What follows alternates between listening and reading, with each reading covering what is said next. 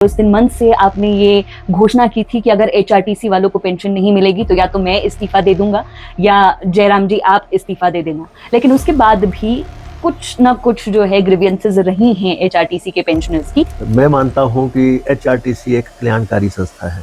जी बिल्कुल, लेकिन वो तो सरकार का प्रेरोगेटिव है सर, उसमें कर्मचारियों का क्या है? नहीं, आप सुनिए, आप बता दें कि हमने किस महीने तनख्वाह नहीं दी और आप ये बता दें हमने किस महीने पेंशन नहीं दी। अलग अलग नोटिफिकेशंस जारी कर देते हैं अधिकारी, कभी टॉयलेट टैक्स की नोटिफिकेशन जारी हो जाती है, कभी स्कूलों में जादू दिखाने को लेकर नोटिफिकेशन जारी हो जाती है, समोसे गायब हो जाते हैं सीआईडी के, तो जो सीआईडी की रिपोर्ट है वो लीक हो जाती है। मैं समझता हूं कि सूचना एवं जनसंपर्क डिपार्टमेंट की तारें खींचने वाली है। हालांकि मेरा डिपार्टमेंट नहीं है जी, और मुझे ज्यादा इस पे बोलना नहीं है जी, लेकिन भाजपा का जो डर्टी ट्रिक डिपार्टमेंट है जी, वो इनसे बेहतर काम कर रहा है। जैसा कर्नाटक में है कि 2.5 साल तक मुख्यमंत्री रहेंगे, एक वहां पर जो है, वैसे ही यहाँ पर भी आपके समर्थक कहते हैं कि यहाँ भी ऐसी ही बातचीत हुई है कि 2.5 साल तक रहने वाला है, 2.5 साल बाद आप मुख्यमंत्री बनेंगे, कुछ ऐसा है? जब यहाँ पे सरकार बढ़ रही थी उसमें भी बहुत लोगों ने कहा कि आप तो मुख्यमंत्री बन नहीं रहे हैं जी, तो आपका इरादा क्या है? हमने कहा हम कांग्रेस के साथ हैं। सत्ता में आने से पहले आपका ही एक वीडियो और भी वायरल होता है जिसमें आप कह रहे हैं कि जिस दिन हमारी सरकार बनेगी उसी दिन हम रिज पर वीरभद्र सिंह की मूर्ति लगाएंगे, लेकिन अब तक 2.5 साल हो गए हैं सरकार को, अब तक वो नहीं हो पाया है, उस पर आप क्या कहेंगे? ये मैं मानता हूं कि थोड़ा डिले हुआ है। मैं आपको बताऊं कि हिमाचल की राजनीति में किसी को भी बुलाया जा सकता है लेकिन डॉक्टर परमार और वीरभद्र सिंह को नहीं बुलाया जा सकता। आज उसी हिमाचल में जो है 7-8 तो मेडिकल कॉलेज है। लेकिन आपकी सरकार ने स्कूल बंद भी तो करवाए हैं सर, क्योंकि वीरभद्र जी तो कहते थे एक भी बच्चा होगा तो अभी भी हम इसी नीति पे चल रहे हैं। जो बच्चा पढ़ना चाहता है उसके लिए सारे दरवाजे खुले हैं। हमने कांग्रेस, बीजेपी, कम्युनिस्ट, बसपा, आप बाप, हमें इससे कोई सरोकार नहीं। मेरी कॉन्स्टिट्यूंसी का हर आदमी मेरा है। जिन्होंने फायदे लेने होते हैं वो हमें कई दफा पंजाबी भी बोल देते हैं, जिनकी सोच जैसी होगी। जबकि हिमाचल की जो 68 कॉन्स्टिट्यूंसी है उसमें से हम एक हैं। एक मंत्रिमंडल की कुर्सी अब भी खाली है, 2.5 साल लगभग होने वाले हैं सरकार को, तो क्या एनी टाइम सून ये एक मंत्रिमंडल की जो कुर्सी है ये भरेगी या फिर 5 साल ऐसे ही निकालने वाली है कांग्रेस की सरकार इस खाली कुर्सी के साथ? अब मंत्रिमंडल की कुर्सी खाली रखना भी किसी इसमें जरूरत होती है, राजनीति का हिस्सा होता है। बीजेपी वाले मेरे पे अटैक क्यों करते हैं? उसकी सबसे वजह है कि इनके दिल में बात फंस गई है कि इस आदमी ने हमारी सरकार तोड़ दी। 5 साल तक नेता प्रतिपक्ष रहे और पूर्व की जयराम सरकार को घुटनों पर आने के लिए मजबूर करते रहे। बतौर नेता प्रतिपक्ष प्रदेश में कांग्रेस को मजबूत किया और साल 2022 में मुख्यमंत्री पद के प्रबल दावेदार बन गए। मुख्यमंत्री तो नहीं बने लेकिन प्रदेश के उप मुख्यमंत्री हैं, और उसके बाद भी जब प्रदेश सरकार पर भारी संकट आया तो प्रदेश सरकार की ढाल बन गए। कुछ ऐसे ही हैं उप मुख्यमंत्री मुकेश अग्निहोत्री। नमस्कार, मैं नेहा धीमान और फर्स्ट वर्डिक मीडिया की ओर से आज की इस खास चर्चा में आप सभी का स्वागत है। दर्शकों, आज की ये खास चर्चा हिमाचल प्रदेश के विभिन्न मुद्दों पर, और इस चर्चा के लिए आज हमारे साथ हैं खुद उप मुख्यमंत्री मुकेश अग्निहोत्री जी। सबसे पहले तो सर बहुत बहुत स्वागत है आपका फर्स्ट वर्डिक पर। धन्यवाद सर। क्योंकि हिमाचल प्रदेश में इस वक्त बजट सत्र जारी है तो शुरुआत बजट से ही करेंगे। देखिए, बजट पेश किया है हिमाचल प्रदेश सरकार ने इस बार तीसरा, और ये मैं आपसे जानना चाहूंगी, विपक्ष लगातार यही आरोप लगाता जा रहा है कि इस बार का जो बजट है जो पेश किया गया है सरकार द्वारा वो पिछले बार के बजट जैसा ही है, कुछ भी नई स्कीम्स जो हैं इस बार इस बजट में नहीं शामिल की गई है। ये आरोप है विपक्ष के। मैं ये तो नहीं कहूंगी कि आप कैसे देखते हैं इस बजट को, लेकिन ये आपसे जानना चाहूंगी कि आपकी नजरों में क्या पिछली बार से बेहतर ये बजट है या फिर आर्थिक कंस्ट्रेंट्स की वजह से कुछ कमी आई है इस बार के बजट में? नहीं, देखिए, बजट कल पास हो जाएगा जी, और अभी बजट पे चर्चा चल रही है, कट मोशंस पे चर्चा चल रही है जी, और कल का दिन इम्पोर्टेंट है।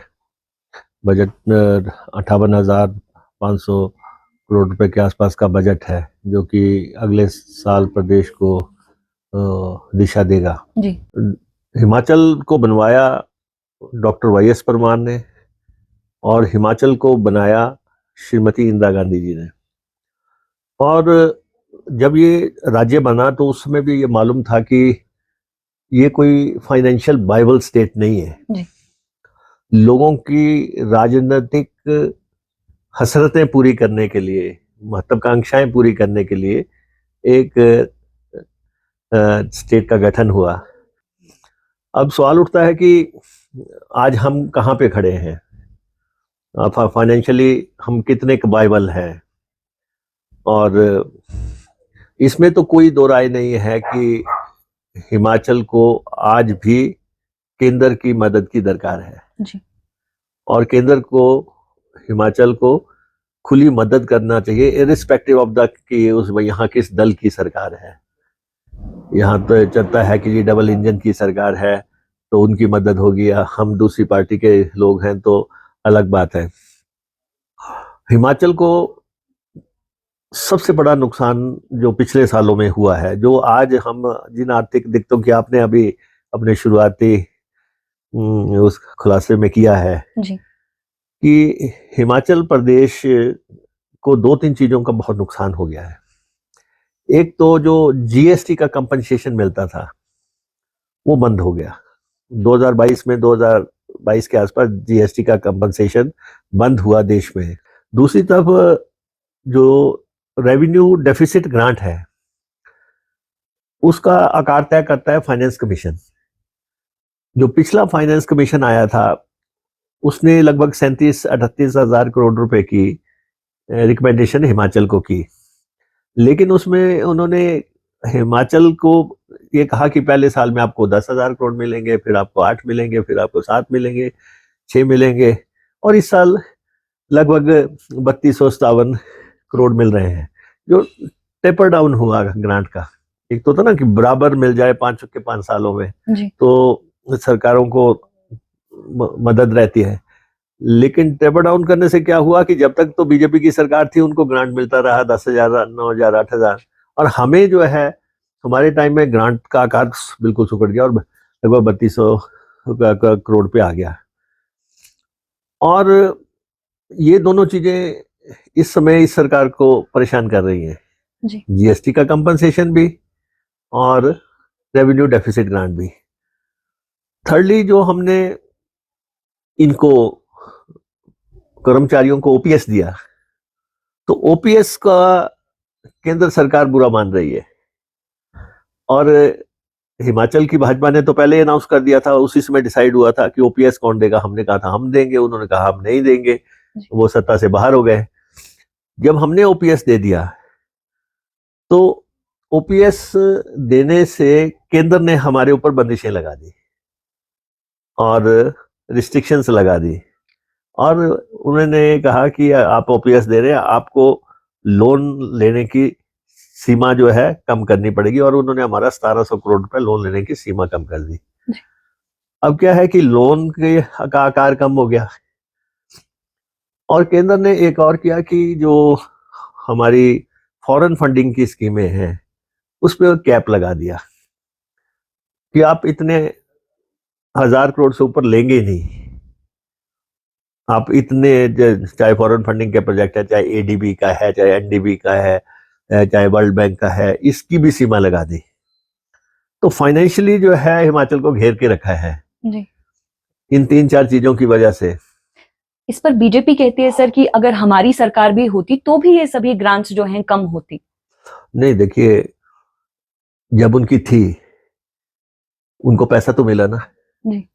उनको तो उनके समय में रेवेन्यू डेफिसिट ग्रांट की एक किस्त भी एक्स्ट्रा मिली गया, वो उसका 11,000 10,000 करोड़ के आसपास, जब यहाँ पे कोरोना आया था जी।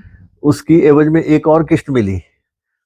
इनके पास पैसे की उस समय कमी नहीं थी, चाहे पॉलिसीज कहो चाहे उनका भाग्य कहो जी। कि, लेकिन ये था कि उस समय रेवेन्यू डेफिसिट ग्रांट भी ज्यादा मिल रही थी और जीएसटी का कंपनसेशन भी खुला मिला, एक्स्ट्रा किस्त भी मिली, लोन लेने की सीमा भी थी, फॉरेन फंडिंग पे कोई कैप नहीं थी।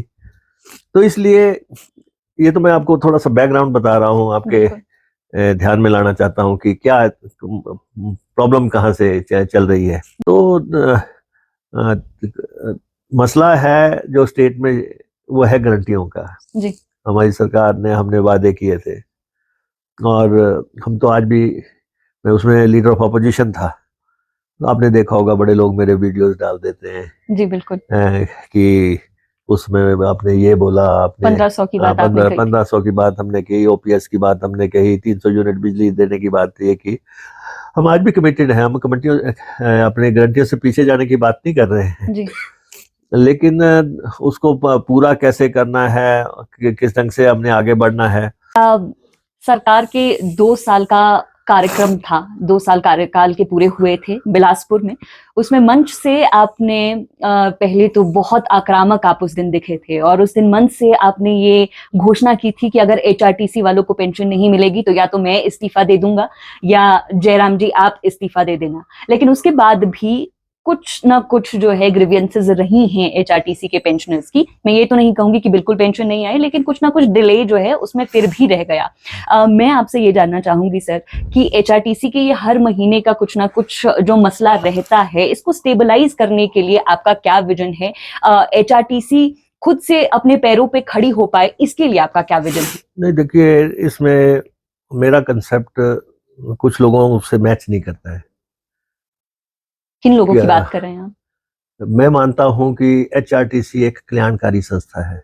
जी बिल्कुल, लेकिन वो तो सरकार का नहीं, प्रेरोगेटिव है नहीं, सर, नहीं, उसमें कर्मचारियों नहीं, का क्या है? नहीं, आप सुनिए, एचआरटीसी एक कल्याणकारी संस्था है, जी वेलफेयर स्टेट में चल रही है। बिल्कुल।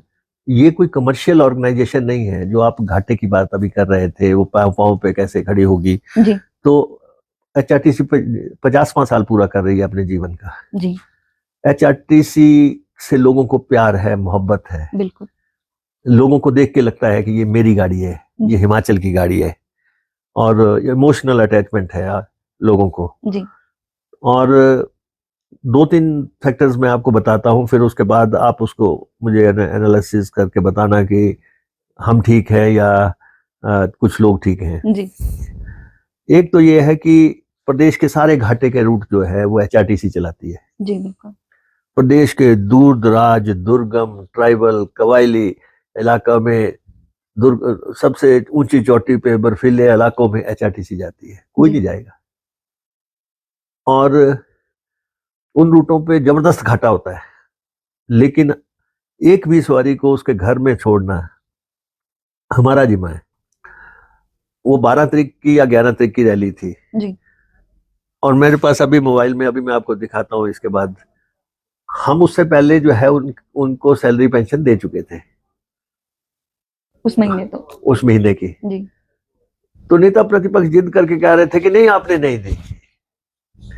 जब हमारे पास वाउचर कटे हुए हैं, रसीदें कटी हुई हैं। दूसरा ये है कि मैं आपको ये कहता हूं कि हमें सरकार बनाए 2.25 साल हो गए हैं। जी आप बता दें कि हमने किस महीने तनख्वाह नहीं दी, और आप ये बता दें हमने किस महीने पेंशन नहीं दी। 2 महीने, 2 दिन आगे पीछे हो सकती है कि पेंशन हो सकती है, लेकिन कोई ये कहे कि जी आपने पे नहीं दी, आपने पेंशन नहीं दी। आज दिन का रिकॉर्ड हमारा ये है कि हमने पेंशन अब तक की दी है। जी अभी कर्मचारियों को हमने लगभग 15 करोड़ रुपया ओवर टाइम अलाउंस दिया। भाजपा ने अपने टाइम का 40 महीने का ओवर टाइम बिना दिए चली गई। जो बस रैलियां की, यहाँ पे मोदी जी आते थे, यहाँ पे इनके अपने कार्यक्रम होते थे, एचआरटीसी की बसें लगती थी, लगभग 10-11 करोड़ रुपए की बसों के बिल बिना दिए चले गए, और वो आज हम पे उंगली उठाते हैं।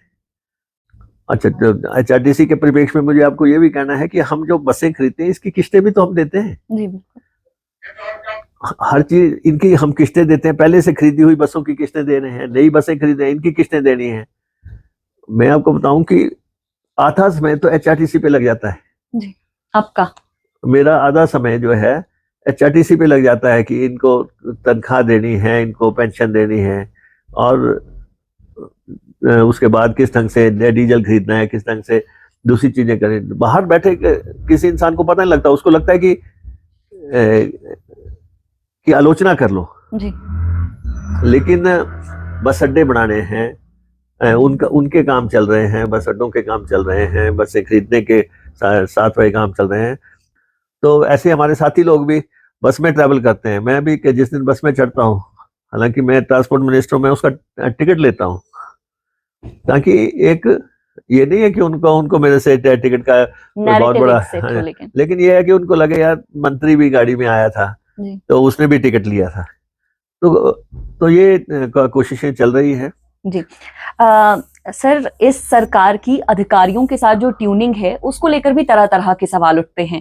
कभी अलग अलग नोटिफिकेशंस जारी कर देते हैं अधिकारी, कभी टॉयलेट टैक्स की नोटिफिकेशन जारी हो जाती है, कभी स्कूलों में जादू दिखाने को लेकर नोटिफिकेशन जारी हो जाती है, समोसे गायब हो जाते हैं सीआईडी के, तो जो सीआईडी की रिपोर्ट है वो लीक हो जाती है। तो ये अधिकारियों के साथ जो ट्यूनिंग है इसको लेकर कहा जाता है कि मुख्यमंत्री का होल्ड जो है वो अधिकारियों पे ठीक नहीं है। आप क्या मानते हैं, आपका क्या कहना है? आपने तो खुद अधिकारियों को डांट भी लगाई थी उसी कार्यक्रम से। नहीं, देखिए ऐसा है कि जैसे मेरे पास डिपार्टमेंट्स हैं जी, मैंने आज दिन तक कोई अधिकारी नहीं मांगा कि कोई फलां को दे दो, इसको मेरे साथ लगा दो। ये जो अधिकारी आता है एंड ऑफ द डे वो आके कहता है कि जी हमारा आपके साथ बहुत अच्छा समय निकला जी, और वो एक परिवार की तरह आके जाता है और उसको हमारे साथ काम करके एक ज़ील आती है कि हमें भी काम करना चाहिए।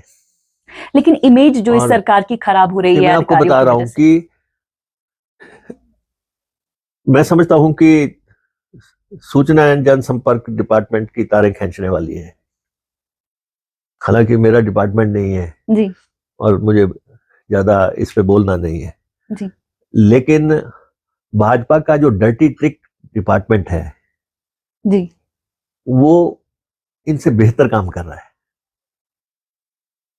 जो सरकार की बदनामी के लिए जो जी, काम कर रहा है जी, वो एक फुल फ्लेज डिपार्टमेंट जिसके पास सारे रिसोर्सेज है उसे बेहतर काम कर रहा है और वो सुबह से शाम तक यही प्लान कर रहे हैं कि इनको बदनाम कैसे करना है। जी, और जो चीज घटित ही नहीं हुई होती है वो उसको भी इशू बनाते हैं।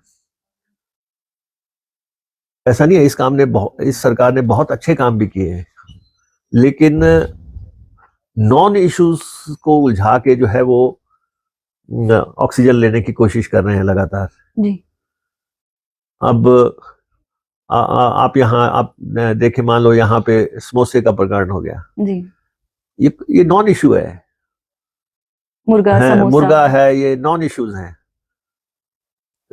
ये लोग इसके मुकाबले में जो काम हो रहे हैं कि कहाँ प्रदेश का सबसे लंबा पुल बन रहा है, कहाँ पे कॉलेज बन रहा है, कहाँ पे एमआरआई आ रही है, कहाँ पे पैट स्कैन आ रहा है, कहाँ पे डॉक्टर्स आ रहे हैं, उन सबको पीछे धकेल के भाजपा का जो डर्टी ट्रिक डिपार्टमेंट है जी, अब तो अपने हैंडल से ही डालने लग पड़े वो अनाप शनाप। जी, पहले थोड़ी शर्म करते थे कि किसी के थ्रू डलवाते थे।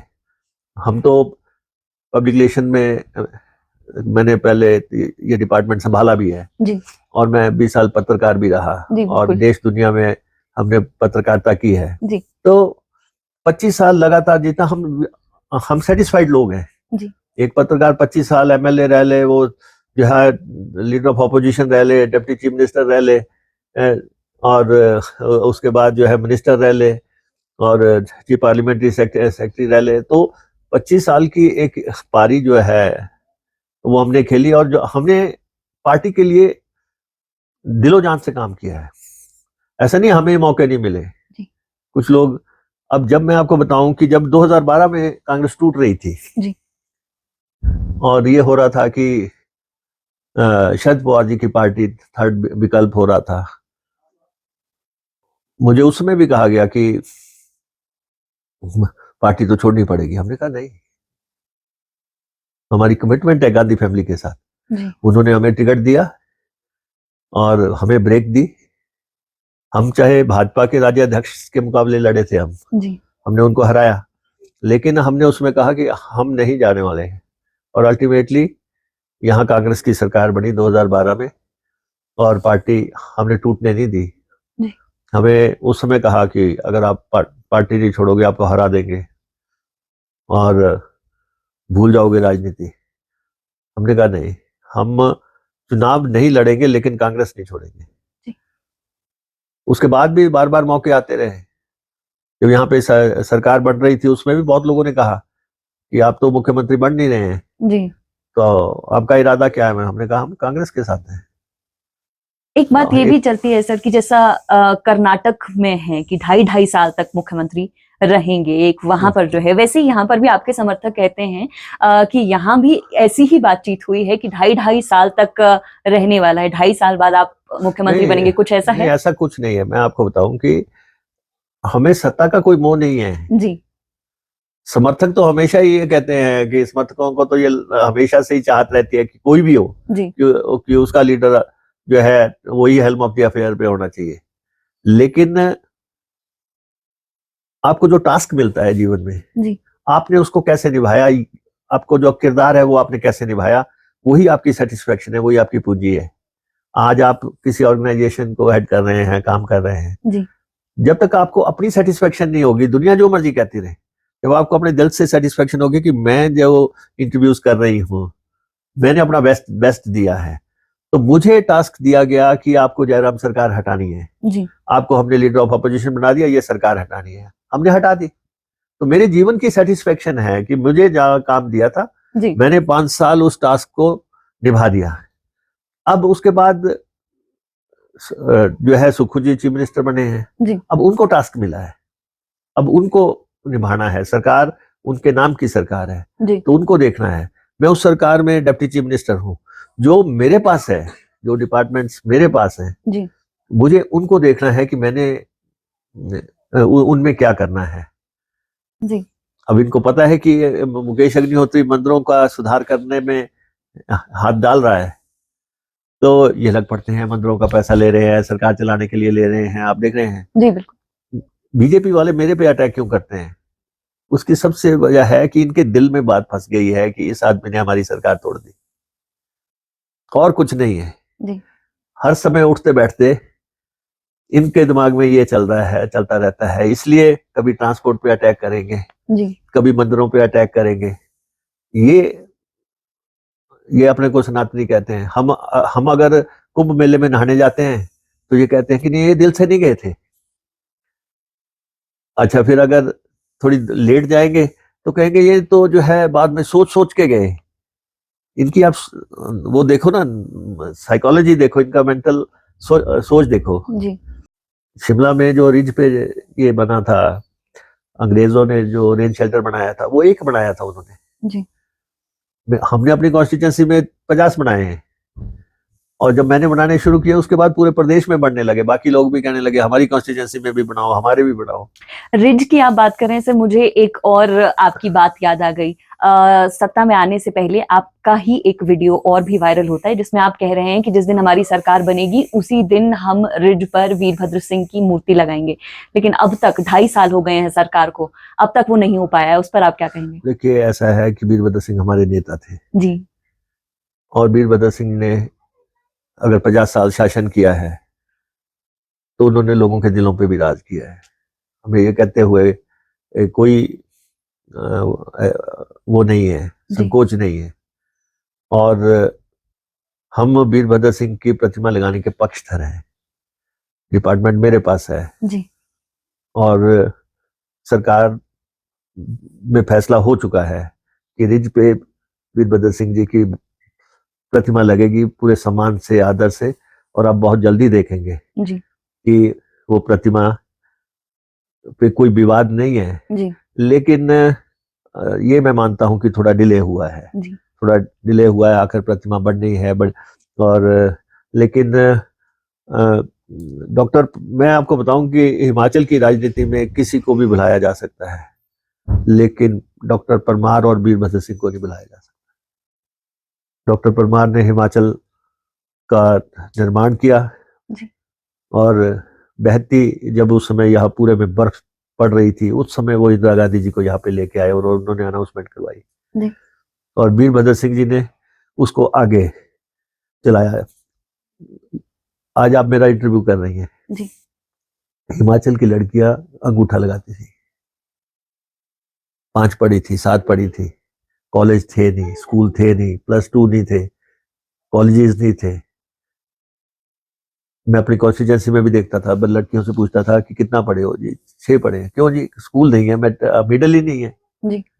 मिडिल स्कूल बने, फिर हाई स्कूल बने, फिर सीनियर सेकेंडरी स्कूल बने, फिर कॉलेजेस बने जी। आज उसी हिमाचल में जो है 7-8 तो मेडिकल कॉलेज है जी। लेकिन आज। आपकी सरकार ने स्कूल बंद भी तो करवाए हैं सर। नहीं, ये एक मिथ्या सा प्रचार है जी। जिन स्कूलों में बच्चे ही नहीं है, बिल्कुल ही नहीं है, कई तो ऐसे स्कूल बंद हुए हैं जिनमें एक भी बच्चा नहीं था। जब बच्चे ही नहीं है तो उसमें स्कूल चला के आप क्या करेंगे? क्योंकि वीरभद्र जी तो कहते थे एक भी बच्चा होगा नहीं, तो स्कूल खुलेगा। अभी भी हम इसी नीति पे चल रहे हैं। जो बच्चा पढ़ना चाहता है उसके लिए सारे दरवाजे खुले हैं। जी। पर हो क्या रहा है कि स्कूल में बच्चे नहीं है। कई जगह आपने देखा कि टीचर्स अपनी नौकरियों के लिए जो हमारे झुग्गी झोपड़ी में बच्चे रहते हैं उनकी फीस खुद भर के स्कूल की स्ट्रेंथ चला रहे हैं जी। कि सिर्फ ये है कि मेरी नौकरी यहाँ पे सलामत रहे। ऐसे कुछ संस्थानों की बात है। हमें एजुकेशन का सिस्टम तो देखो बदलना पड़ेगा। सिंपल ग्रेजुएट से कुछ नहीं होने वाला। एक समय था कि जब हमें ग्रेजुएट करने थे, पोस्ट ग्रेजुएट करने थे जी। लेकिन अब हमें ये देखना पड़ेगा देश दुनिया में डिमांड क्या है, उसके मुताबिक उन कोर्सेज को हमें चलाना पड़ेगा। हम कोशिश करते हैं कि काम हम करें, काम करके हम दिखाएं। जी। अब हमारी एमएलए साहब बैठे हैं, वानी पठानिया जी बैठे हैं, इनकी कॉन्स्टिट्यूंसी में 80 करोड़ रुपए का ब्रिज बन रहा है। इनके साथ ही 102 करोड़ रुपए का ब्रिज बन रहा है। इनकी तीसरी तरफ 100 करोड़ रुपए का ब्रिज बन रहा है। ये डेवलपमेंट, ये है प्रदेश को आगे ले जाने की बातें। मेरी कॉन्स्टिट्यूंसी में प्रदेश का सबसे बड़ा ब्रिज बना। उसके बाद अब हम 52 करोड़ रुपए का दूसरा ब्रिज बना रहे हैं, जो और एक तीसरा ब्रिज हम लगभग 38-40 करोड़ रुपए का बना रहे हैं। हम तो अपने एजेंडे में लगे हैं। आलोचना करने वाले इस बात में फंसे हुए हैं कि ये जो ब्रिज मुकेश अग्निहोत्री ने बनाया था, बाढ़ में ये कैसे खड़ा रह गया। डिजास्टर में लोग ये देख रहे थे कि ये गिरेगा तब मुकेश अग्निहोत्री गिरेगा। सोचने वालों की सोच तो कहाँ जा रही है, आप ये देखें जी। तो इसलिए हम अपने एजेंडे पे लगे हैं। प्रदेश को पानी कैसे देना है, बहुत बड़ा एजेंडा है जी। प्रदेश के खेतों को पानी कैसे पहुंचाना है, प्रदेश की नदियों से कैसे पानी खींचना है। और अब हम मेरी कॉन्स्टिट्यूंसी में बल्क ड्रग पार्क बन रहा है, 2000 करोड़ रुपए का है। उसको लेकर भी जो आपके ऑपोजिट वहां से चुनाव लड़ते हैं उनका भी एक बयान निकलकर सामने आया है। उनका ये कहना है कि आप तो विरोध करते थे उस बल्क ड्रग पार्क का। एक्चुअली ऐसा है, जिन्होंने जो लगातार हार रहे हैं, खैर उनकी बातों का जवाब तो नहीं देना चाहिए, लेकिन आप पूछ रहे हैं। जी। हरोली कॉन्स्टिट्यूंसी जो है अगर मुझे लगातार जिता रही है, अभी भी इन्होंने बड़े बोर्ड लगाए थे जी। 50,000 नौकरियां मिलेंगी, बल्क ड्रग पार्क बनेगा। पैसा तो एक नहीं था, सिर्फ एक कोशिश थी कि अगर हम इतनी बड़ी बात करेंगे तो मुकेश अग्निहोत्री को शायद हरा लें। हम डबल दी मार्जिन जीत गए। तो जो बल्क ड्रग पार्क है ये एक लाले को दिया जा रहा था जी। उसने बनाना था। हमारा ऐतराज यह है कि ये सरकार बनाए। कोई भी काम है, हमारी सरकार आई, हमने सेंटर और स्टेट में समझौता किया कि केंद्र 1000 करोड़ लगाएगा, 1000 करोड़ हम लगाएंगे जी। अब सरकारी सेक्टर में बन रहा है और 400 करोड़ के टेंडर हुए, एक भी पैसा नहीं आया हुआ था जी। पैसा हमने अब 2 सालों में ऑर्गेनाइज किया और उसके बाद उसके टेंडर्स करवाए हैं जी। अब कॉन्स्टिट्यूंसी की तो बात ऐसा है ना कि हमने कांग्रेस, बीजेपी, कम्युनिस्ट, बसपा, आप बाप, हमें इससे कोई सरोकार नहीं। मेरी कॉन्स्टिट्यूंसी का हर आदमी मेरा है, उसको पानी की जरूरत है, मुझे देना है, चाहे वो कांग्रेस का है चाहे बीजेपी का है। और अगर बच्चे स्कूल में जाने हैं तो सबके जाने हैं, अस्पताल में सब पेशेंट जाएंगे सबके। तो इसलिए हम जो लोग ये करते हैं कि ये कांग्रेसी है, ये भाजपाई है, उनको वो कभी विधानसभा की चौखट नहीं देखते हैं। काम का समय 5 साल होता है और बहुत कम होता है ये। अगर आप उन 5 सालों में भी यही चुनते रहे कि इसका नहीं करना, उसका करना, इसका ये इसने वोट डाली, उसने नहीं डाली। मैं अधिकारियों की बात पर आपको वापस से एक बार लेकर आना चाहूंगी। सर, आपने कह तो दिया कि आईपीआर पर तो नकेल कसने की जरूरत है, लेकिन कानून व्यवस्था भी हिमाचल प्रदेश में डगमगाती हुई दिखाई दे रही है। आपकी अपनी कॉन्स्टिट्यूएंसी में ऊना में गोलीकांड हुआ, बिलासपुर में तो पूर्व विधायक, कांग्रेस के पूर्व विधायक पर गोलियां चला दी गई, एचआरटीसी की बसों पर भिंडरावाले के पोस्टर्स लगाए जा रहे हैं। ये जो कानून व्यवस्था लगातार बिगड़ती जा रही है, आपके अपने एमएलए कह रहे हैं कि ढील बरती जा रही है और उसके चलते जो है ये कानून व्यवस्था बिगड़ी है। तो क्या कानून व्यवस्था को लेकर भी अधिकारियों पर नकेल कसी जाएगी या थोड़ा स्ट्रिक्ट एक्शन लेने के लिए कहा जाएगा? नहीं, देखिए ऐसा है कि भाजपा के समय में क्या एपिसोड नहीं हुए, कोई आइसोलेशन में हुए हादसों को आप कानून व्यवस्था का इशू बनाने की कोशिश करें। जी। कहाँ पे गोली चली? भाजपा का राज था, हमारे वहां गोली चली, पॉइंट ब्लैंक रेंज से लड़के को मार दिया, उसकी जान चली गई। 5 लड़के इकट्ठे जो है मारे गए थे। और उसके बाद मसला ये है कि हमारी विल पावर क्या है, हमारी पॉलिटिकल विल क्या है। जी।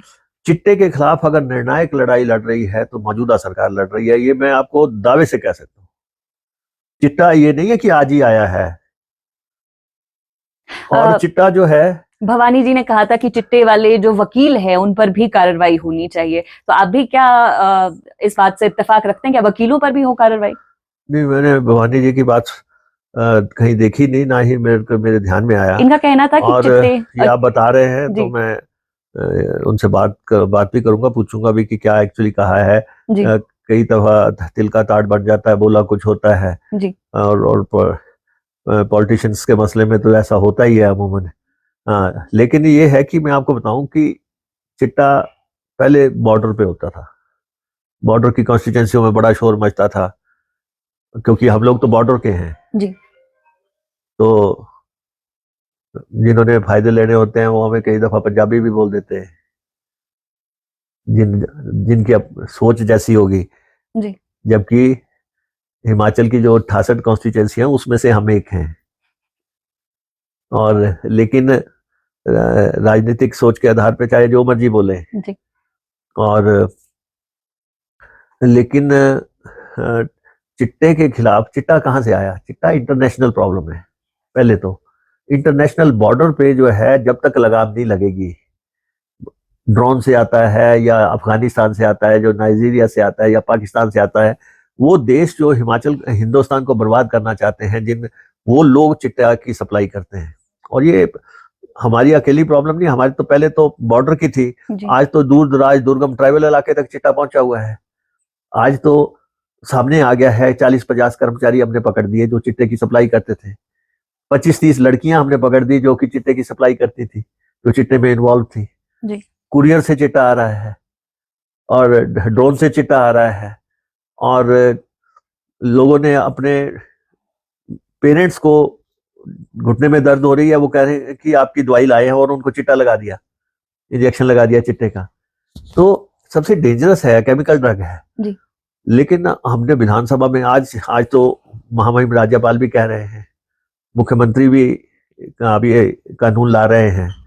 हमने तो डे 1 पे भी कहा था कि विधानसभा में कि कोई भी एमएलए चिट्टे पे जो है कोई रिकमेंडेशन मत करना, किसी थाने में फोन मत करना, और हमने चिट्टे के खिलाफ लड़ाई लड़नी है। आज हमारी जेलें भरी हुई हैं, 3000 से आसपास लोग जेलों में हैं। आज 12 किलो चिट्टा इसी साल में पकड़ा है। अब चिट्टा, अगर 12 किलो चिट्टा पकड़ा है तो कंज्यूम कितना हुआ होगा? आप देख रहे ना, अगर एमबीबीएस डॉक्टर चिट्टा बांट रहा है, अगर तहसीलदार चिट्टा बांट रहा है, तो ये कोई एक दिन में थोड़ा नहीं हुआ है जी। ये तो सामाजिक बुराई है।